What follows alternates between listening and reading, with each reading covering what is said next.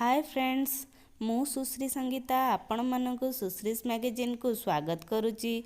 आज आम बनवाई जाऊँच चाट आलू मटर चाट। आसतु देखि नबा एथिपाई आवश्यक सामग्री सबू। एथिपाई मु नेइची किछि मटर जहाको मु सारा राति पानी रे भेदेकी रखिथिली। आ गोटे आलू जहाको कि मु एई शेप रे काटी देइची। आउ तीनोटी बड़ आलू जहाको कि मु एई शेप रे काटी देइची। एबे मु गोटे प्रेशर कुकर रे मटर आउ आलू को सबू पानी लूण हळदी देई बस बंद कर देबी।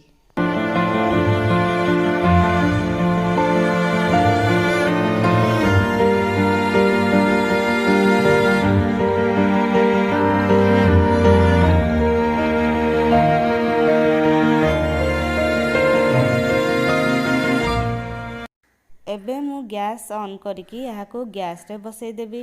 गोटे सीटी मारला परे गैस रो फ्लेम को सिम कर देबी और दुईटी सीटी मारला परे गैस रो फ्लेम को ऑफ कर देबी।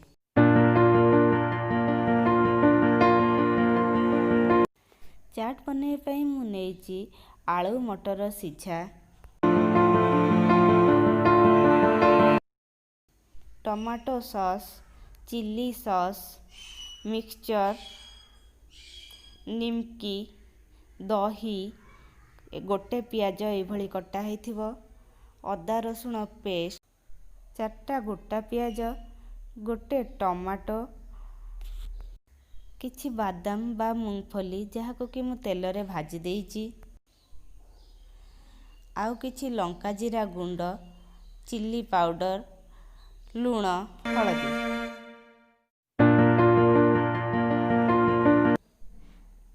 एबे मु गैस रे गोटे कढ़ई बसैली। कढ़ई गरम हो गला परे सेथिरे किछि सोरिष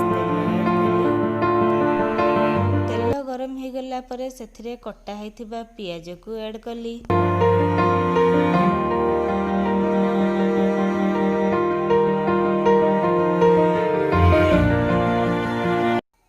पियाज ब्राउन हो गला परे सेथिरे मु अदा रसुण पेस्ट ऐड कली और सेथिरे 2-3 चम्मच पानी ऐड कली। तापरे सेथिरे half teaspoon red chilli powder, लूण स्वाद अनुଯାयी, हाफ टी स्पून हळदी गुंड ऐड कली, गोटे टमाटो ऐड कली,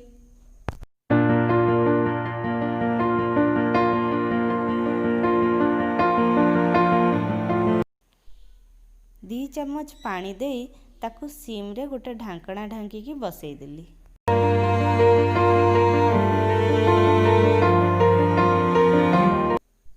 2 मिनिट सीम रे बसिला परे एबे ढांकणा खोली दे मसला को कसिबा को आरंभ कली।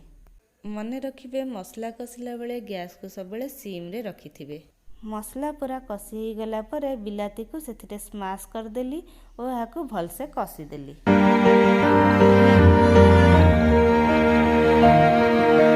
यहाँ पर सेथिरे एवरेस्ट चाट मसला गोटे चम्मच ऐड कली, गोटे चम्मच चिकन मसला ऐड कली,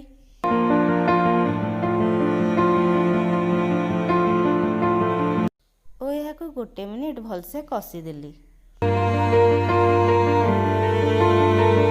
एपटे मु बड़ बड़ पीस करी कटा हेतिबा आलूरू चोपा छड़े देली और ताहाको भल से चकटी देली।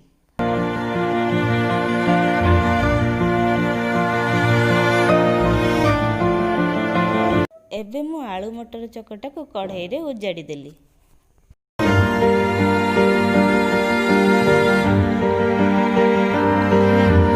गैस रो फ्लेम को सिम रे रखी यहाँ को 5 मिनिट पई कसिली।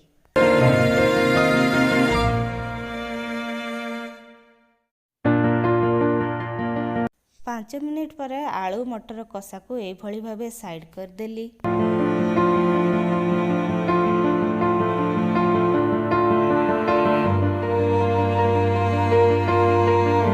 5 मिनिट पर गैस रो फ्लेम बढ़ाई देली। सेतिरु एभली भावे किछि आलू मटर कषा काढ़ी ଅଧ ତାଟିଏ ପାଣି ସେଥିରେ ଆଡ଼୍ କଲି।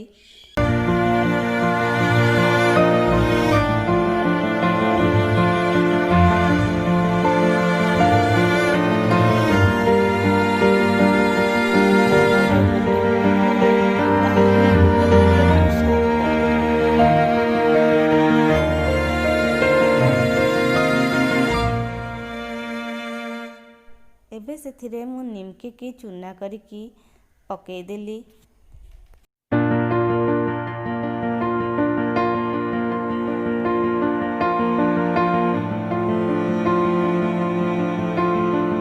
ତାପରେ ସେଥିରେ ମୁଁ ମିକ୍ସଚର ଆଡ଼୍ କଲି।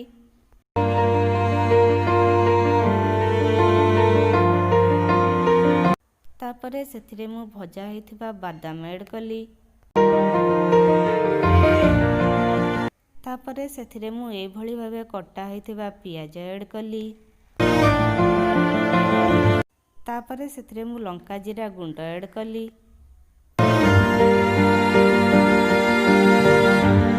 ତାପରେ ସେଥିରେ ମୁଁ 3 ଚାମଚ ଦହି ଆଡ଼୍ କଲି।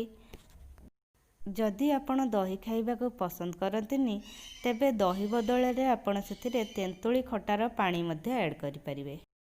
ଏବେ ସେଥିରେ ମୁଁ ଟମାଟୋ ସସ୍ ଆଡ଼୍ କଲି। ତାପରେ ସେଥିରେ ମୁଁ ଚିଲି ସସ୍ ଆଡ଼୍ କଲି।